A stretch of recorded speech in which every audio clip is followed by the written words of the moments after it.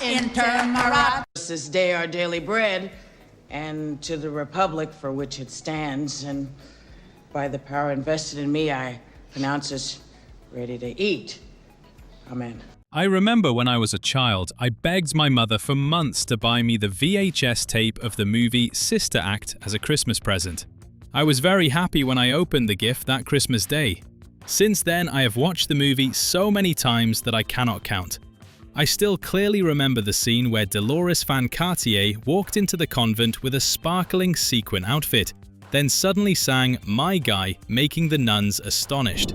Or the climax when the Pope visited and the whole convent exploded with the energetic gospel version of I Will Follow Him. Those moments echo in my mind like an unforgotten part of childhood memory. But as I dug deeper over the years, I began noticing strange little details I had completely overlooked as a kid. Did you know the director drew inspiration for the film from a nun who once shared an on-screen kiss with Elvis Presley? Or that Bette Midler was almost cast in the lead role, but turned it down out of fear her fans wouldn't accept it, only to regret the decision later? And then there were the nights when the nuns on screen slipped out together to gamble, smoke, and drink in their black habits, sending the whole city buzzing with disbelief. Today, we will reopen the darkest and strangest backstage doors of Sister Act. 15. Inspired by a Hollywood starlet who became a nun after kissing her co-star. We cannot deny that the appearance of Sister Act was a breakthrough in Hollywood comedy films in the 90s. But few people know that to achieve that success, the creative team, most of them Jewish and knowing very little about the internal operations of Catholicism, had to seek real inspiration.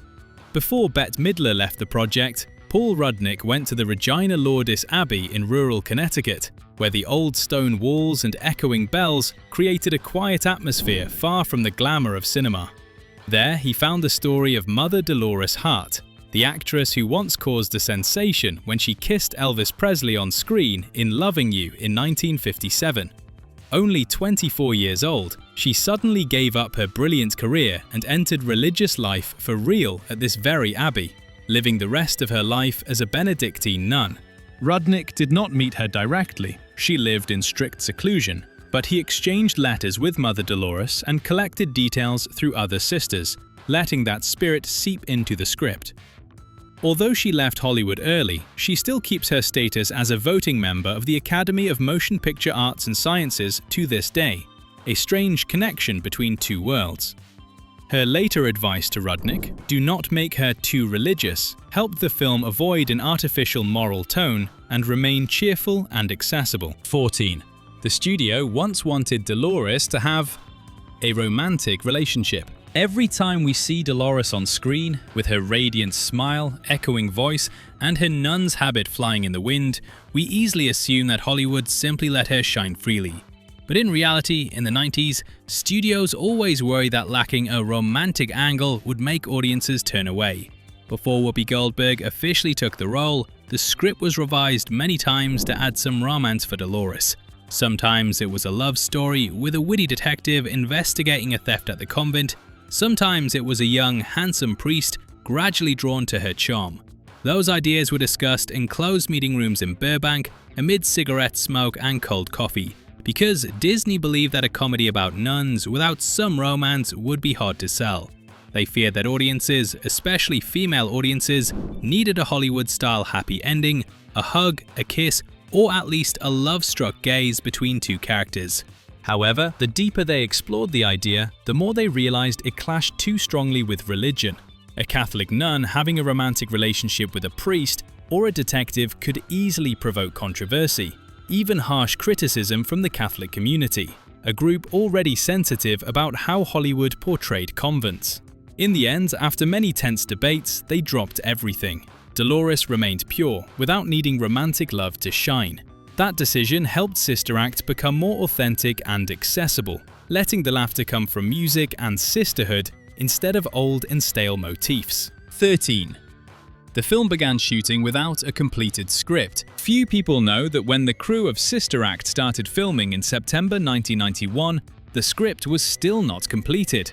A situation quite common in Hollywood in the 90s, but this time it was truly chaotic. After Bette Midler withdrew and Whoopi Goldberg took the role, Disney only allowed 2 weeks to overhaul the script, from changing the character's name to Dolores Van Cartier because Whoopi liked that name, to adjusting the entire tone to suit her style. Filming and rewriting happened in parallel. New pages were brought to the Reno set every day. Director Emile Ardolino had to manage between shooting scenes and adjusting dialogue on the spot. The atmosphere on set was full of papers flying everywhere, rushed meetings between takes, and the pressure of time weighing down. Whoopi Goldberg, dissatisfied with some parts, personally called Carrie Fisher, her friend and famous script doctor, to come and put out the fire. Carrie, along with Nancy Myers and Robert Harling, participated in revisions, adding sharp and humorous lines, helping the character Dolores become more lively.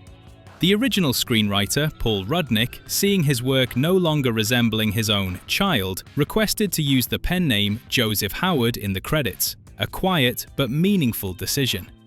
Amid the long, exhausting days, the crew still tried to keep pace, and this chaos unintentionally created a real vitality for the film.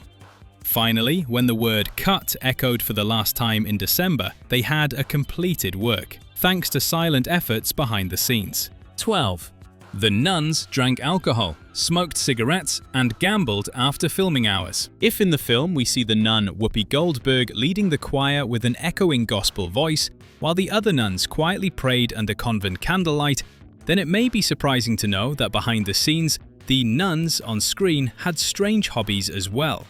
During filming in Reno, the casino city of Nevada in the 90s, with flashing neon lights and slot machine bells echoing, Kathy Najimy, Sister Mary Patrick, and Wendy McKenna, Sister Mary Robert, kept their long black habits, ordered red wine and crispy French fries right in the hotel room. When room service knocked, they sat staring at the TV playing adult films, making the young server blush and stutter while the two sisters giggled. Not only that, they went out to the casino, sat at the Blackjack 21 table, Wendy smoked a Marlboro cigarette, Kathy placed some chips, the cocktail glass in front of them shining under flickering lights. Gamblers around stared, whispering, "Did the Vatican open a lounge bar in the desert?" as Kathy later recalled in an interview. Those moments helped them release stress after long filming days, amid Nevada dust and Disney pressure. That worldliness unintentionally created bonding, making the singing and joyful scenes in the film more authentic. When returning to the set, they were still gentle nuns, but everyone knew behind the habit were ordinary people, full of life and sometimes a bit wild. 11. Bette Midler almost played the lead, then refused and regretted. Few people know that the script of Sister Act was originally written for Bette Midler, one of the most magnetic actresses of American stage and cinema in the late 80s. For Midler, such a project was not unfamiliar. She could sing, she could be funny, and she had enough presence to lead a film. But then came something that young people today might find difficult to imagine. Midler feared her fans would not accept the image of her wearing a nun's habit. Refusing a role at that time happened quietly, without noise. The studio did not blame Midler, they simply reopened the casting list. But for the producers, it was a different race, finding a replacement without losing the spirit of the story. The final answer was Whoopi Goldberg, who brought a very different energy, not like Midler, not replacing Midler, just opening a new reading of the character. Sister Act was so successful that Midler later admitted she regretted it. There was no bitterness in that statement, only the regret of a moment that missed by a few centimeters. Hollywood is full of such stories. A nod that came half a second late, a missed phone call, and the history of a film changes direction.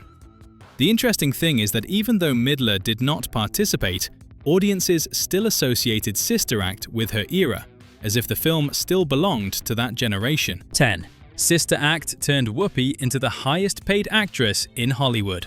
On the day Sister Act was released, no one predicted that the film would not only make Whoopi Goldberg shine, but also change the salary structure for actresses in Hollywood.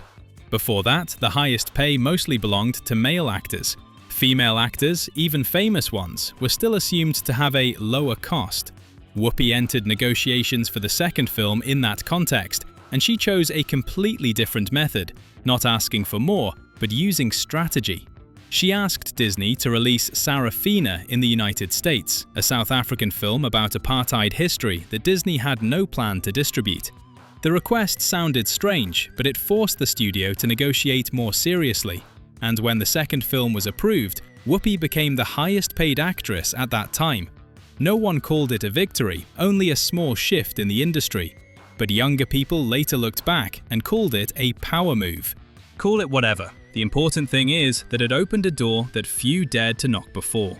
And then Sister Act continued to live on television, replayed on cable channels in the afternoon, then on VHS tapes, where many families still remember rewinding the scene of the choir singing for the first time. 9. Disney was sued for plagiarism. Twice. Sister Act was certainly a favorite part of our daily relaxation menu as children. But later, I was surprised to learn that the film I loved had been sued twice for plagiarism. The first case happened in 1993, only 1 year after the film's release. Donna Douglas, famous for playing Ellie Mae Clampett in the Beverly Hillbillies, and her partner Kurt Wilson sued Disney, Whoopi Goldberg, Bette Midler, and the production companies for $200 million. They claimed that Sister Act took ideas from the book A Nun in the Closet, which they had optioned in 1985, developed into a script, and sent to Disney, Goldberg, and Midler 3 times in 1987 to 1988. The lawsuit listed over 100 similarities between their script and the film. Disney offered a $1 million settlement, but Douglas refused, wanting to go to the end. In the end, the court ruled in favor of Disney and the defendants, according to Kurt Wilson. They would have to copy it verbatim for us to win. The second case came later, in 2011, when Harlem nun Delois Blakely, also Queen Mother Dr. Delois Blakely, sued Disney and Sony Pictures. She claimed that her 1987 autobiography, The Harlem Street Nun, about a young black nun who sang well, served the poor and street youth in Harlem, was the origin for the character Dolores. She had sent a 3-page synopsis to a producer and later demanded $1 billion for breach of contract, misappropriation of image, and unjust enrichment. She represented herself in court. At first, she withdrew the old complaint to file a stronger new one in 2012, but the New York Supreme Court dismissed it entirely in early 2013, awarding no compensation.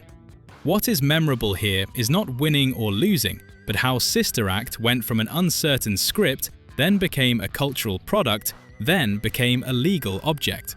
A film sometimes has a life longer than cinemas. It enters courtrooms, cable television, law libraries, and the memory of those who once watched it on a small screen in their living rooms. 8. Kathy Najimy found the key to acting thanks to a television host. Do you know that to play the nun Mary Patrick, Kathy Najimy had to find for the character a type of energy that was difficult to describe? Cheerful, but not naive. Lively, but not silly. Najimy said she tried many methods, from watching documentaries about convents to reading books about Catholic life, but everything still did not fall into place. One evening, when turning on the TV, she saw Mary Hart, the host of Entertainment Tonight, speaking with a steady, bright voice, spreading interest in every story without showing sarcasm.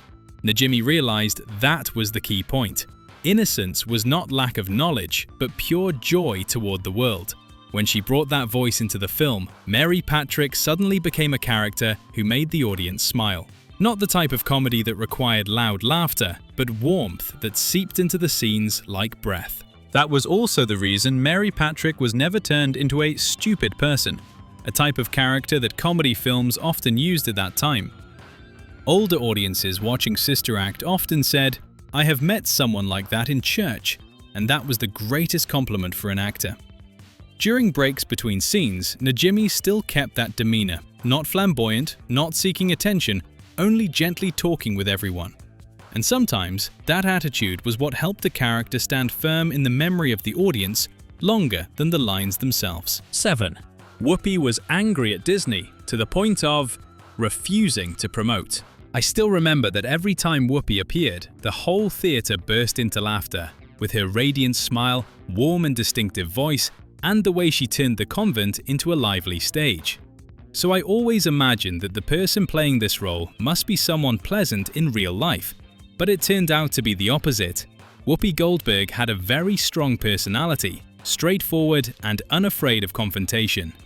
After the backstage of Sister Act, the conflict between her and Disney exploded, likely from creative disputes during production, such as casting or script revisions.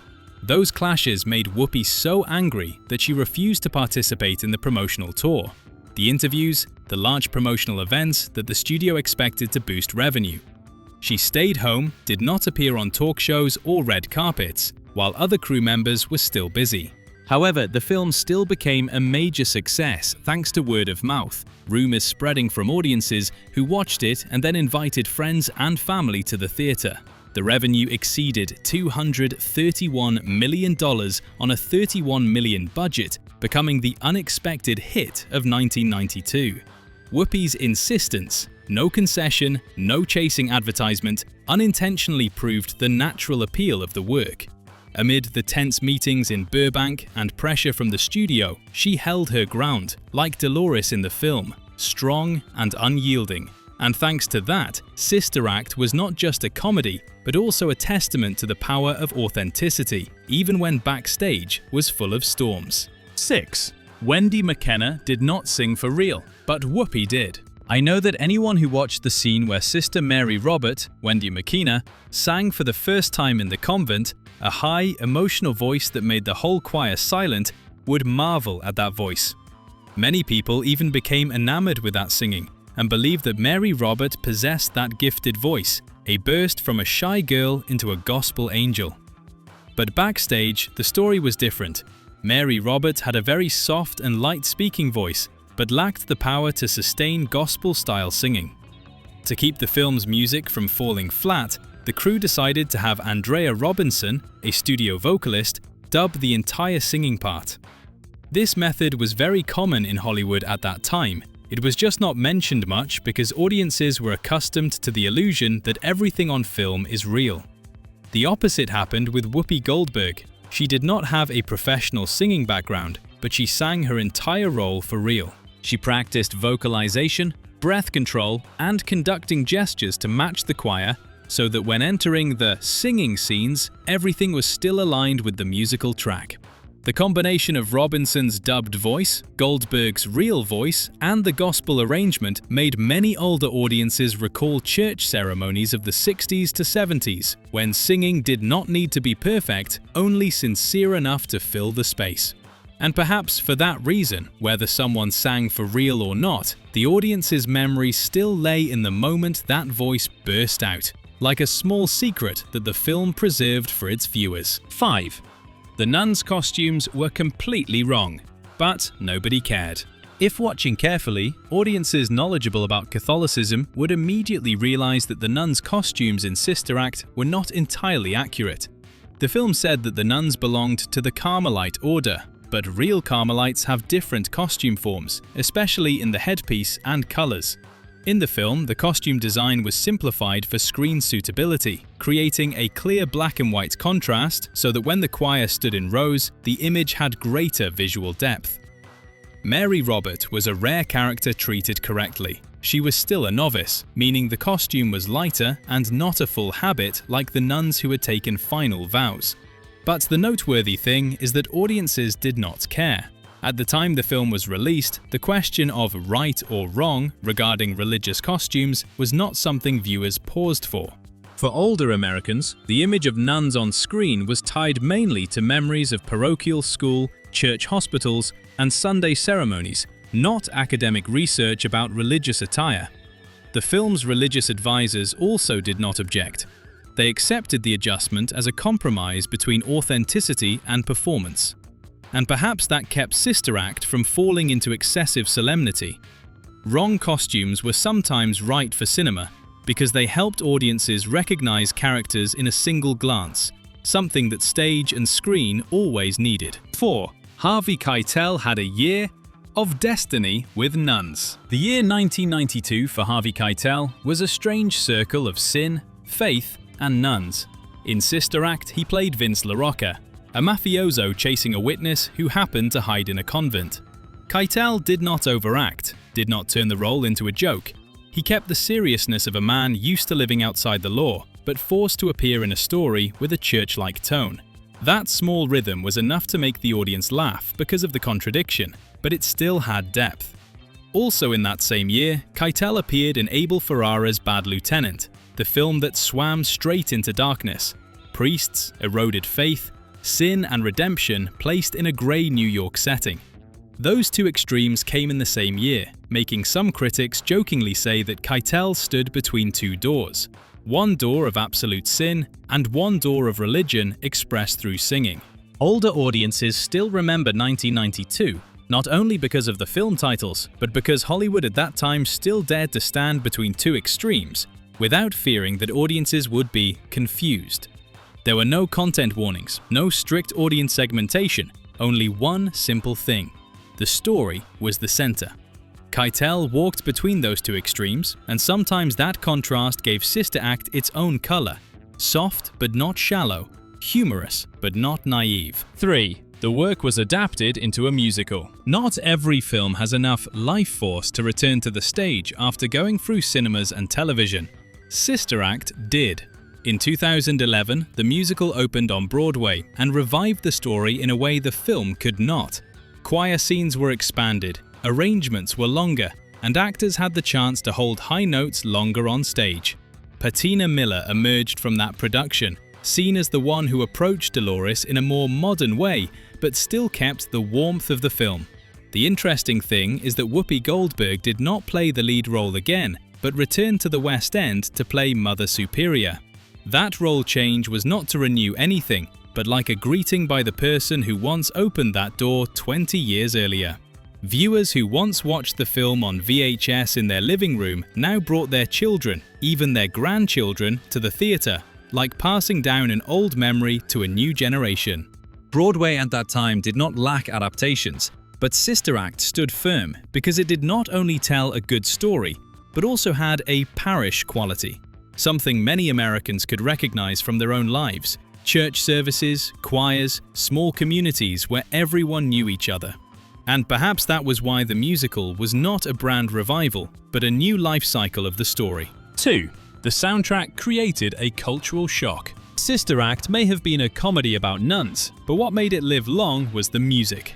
Mark Shaman, who handled the music, did not choose the straightforward method of traditional church music. He took familiar pop songs, then transformed them into gospel, expanding them into thick arrangements that allowed the choir to have space. For many older American audiences, it was the first time they heard songs like My Guy, My God, or I Will Follow Him in a ceremony-like atmosphere that did not lack cheerfulness. The film's soundtrack stayed on Billboard for more than a year, a rare thing for a comedy film, but more memorable was how it crossed cultural boundaries. From black churches to white schools, from local church performances to weekend parish festivals. The cast even performed live at real events, not for promotion, but because religious organizations and schools requested it. Some people said they heard the film's choral arrangements at weddings, others encountered them at graduation ceremonies. That crossover was not loud, not a marketing campaign, only based on one truth. Gospel could touch listeners without needing them to be believers.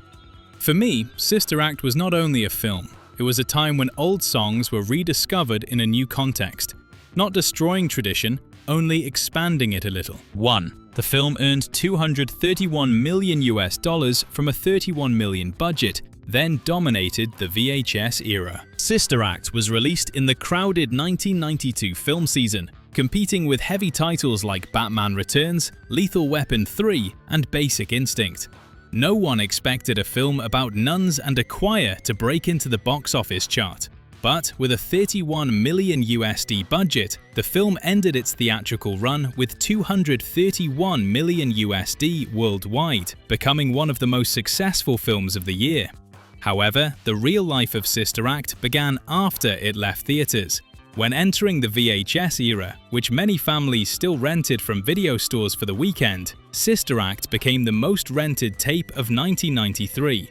That might sound small, but for the generation watching films before the internet, a film surviving on the tape shelves was the true sign that it was loved. Summer nights playing VHS in the living room or church community screenings helped Sister Act go farther than cinemas could imagine. Not because it was a big film, but because it was an easy film to share. The film did not provoke controversy, did not need explanation, did not require prior knowledge. Just play it, let the choir echo through small speakers, and let the room, whether a living room or a parish hall, complete the rest. Thank you for watching. If you enjoyed this video, don't forget to like, share and subscribe so you won't miss our next videos. Leave your thoughts in the comments below. I'd love to hear from you. See you in the next video.